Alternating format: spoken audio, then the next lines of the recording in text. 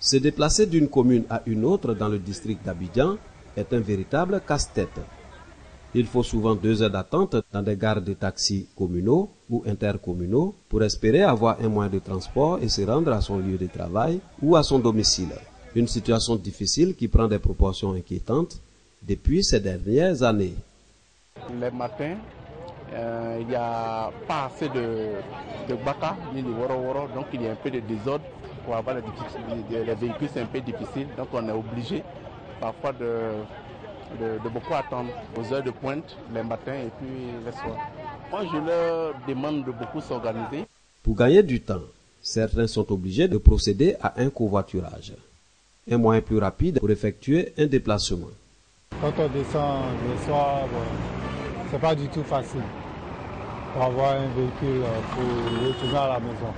Très souvent, quand je n'ai personne sous la main pour pouvoir m'aider dans ce sens-là, c'est très difficile d'avoir un véhicule. Je préconise même que dans les services, on pense à ouvrir un car plan pour les travailleurs. Je finis à 16h30, mais quand j'arrive là, je ne peux pas trop attendre, quoi. Je suis en train de chercher un compteur pour rentrer. Comme moi je dis 1500, ils disent 2000, moi je négocie. Le transfert est devenu très cher. Des embouteillages, le désordre dans le secteur du transport et l'accroissement du taux de la population vivant dans le district d'Abidjan sont entre autres les causes véritables du calvaire des usagers. Selon les responsables syndicaux rencontrés à la gare Djeniko-Benada Djamé, des solutions sont en vue pour permettre à la population abidjanaise de se déplacer aisément et en toute sécurité. À des heures de pointe, d'abord nous mettons les gens en rang. Et après avoir de mettre les hommes en rang, il y a quand même des enfants qui sont là aussi, qui surveillent aussi ceux qui viennent au niveau de la gare. Est-ce que c'est des clients ou ce n'est pas des clients? Nous avons des gens qui font cette remarque-là. Et quand on sait que ce n'est pas des clients, automatiquement, on sait déjà qui ils sont. Et on les interpelle. D'autres, on les envoie au 7e. D'autres aussi, on les envoie au 11e à William Civil. Et depuis la création de la gare jusqu'à aujourd'hui, il n'y a pas de désagrément. J'essaie de discipliner un peu mes chauffeurs. Parce que souvent, quand les chauffeurs arrivent ici, tout ce qu'ils voient des clients, il est obligé de tourner et il provoque aussi l'embouteillage.